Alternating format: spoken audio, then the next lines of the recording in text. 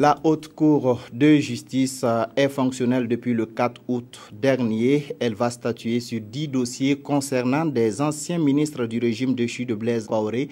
Selon le procureur général de la la Haute Cour de justice, ces dossiers seront jugés avant la fin de la transition. Souleymane Sanou et Hortense Evelyne Yelemou.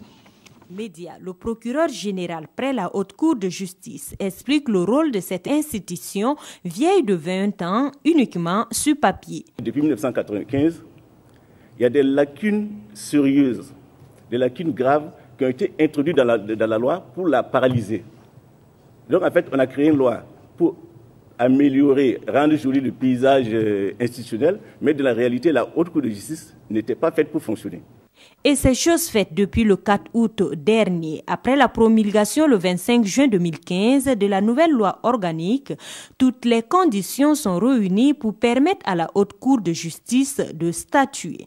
Sur sa table, les dossiers de mise en accusation formulés par le Conseil national de la transition. Il y a 10 dossiers qui sont arrivés. Il y a un dossier, ça c'est tous les membres du gouvernement.